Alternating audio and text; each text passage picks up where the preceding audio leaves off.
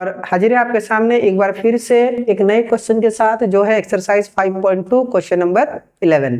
इस क्वेश्चन में दिया गया है कि इस एपिक में कौन सा टर्म 54th टर्म से 132 ज्यादा होगा। ठीक है, 54 टर्म से 132 ज्यादा होगा। तो इसके लिए सबसे पहले हम लोग को निकालना होगा 54th टर्म का वैल्यू, और उसके लिए हम लोग को सबसे पहले चाहिए ए और डी, यानी कि फर्स्ट टर्म और कॉमन डिफरेंस। तो इस क्वेश्चन में जो फर्स्ट टर्म है यानी कि ए वो 3 दिया हुआ है, A2 जो है वो 15 है, तो कॉमन डिफरेंस यानी कि d A2 minus A1, 15 minus 3 is equal to 12।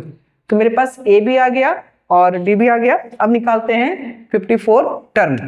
तो 54th टर्म जो है इसको हम लोग लिख सकते हैं a प्लस 53 डी।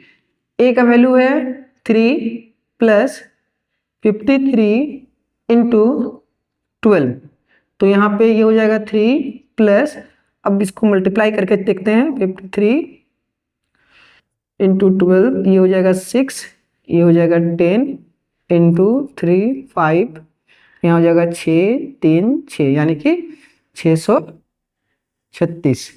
इसको जब ऐड करेंगे तो हो जाएगा 639, और ये जो है हमारा A54 टर्म का वैल्यू है। अब यह क्वेश्चन ये बोला जा रहा है कि कौन सा टर्म 54 से 132 ज्यादा होगा।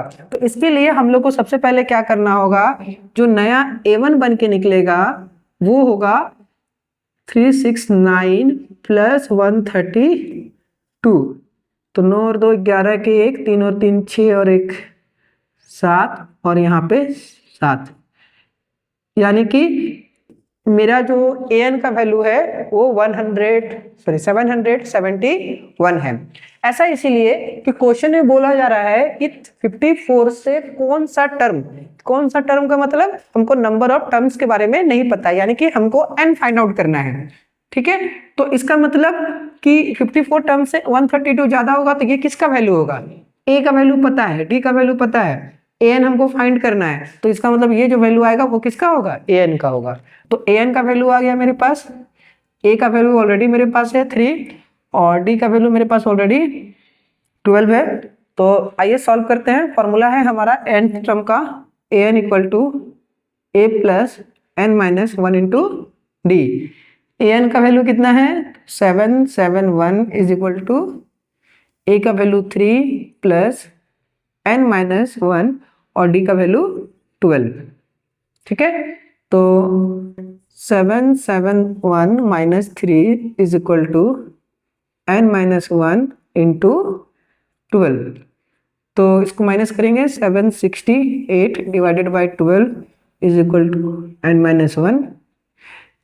इसको यहाँ पे मल्टीप्लाई नहीं करना है, क्वेश्चन एक स्टेप बढ़ जाएगा, टाइम कंज्यूमिंग भी हो जाएगा और कैलकुलेशन भी थोड़ा सा लेंदी हो जाएगा। तो जब भी हम लोग नंबर ऑफ टर्म्स निकालेंगे, यहाँ पे जो मल्टीप्लिकेशन के फॉर्म में होगा डिफरेंस, उसको सीधा इधर ले आके डिवाइड करना है।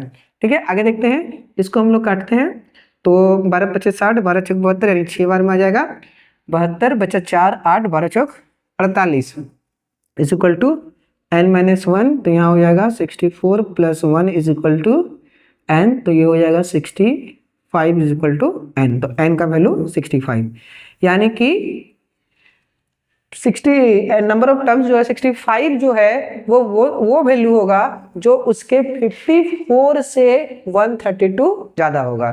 ठीक है, तो आई होप आपको ये क्वेश्चन समझ में आ गया होगा। मिलते हैं अगले वीडियो में एक नए क्वेश्चन के साथ। Thank you.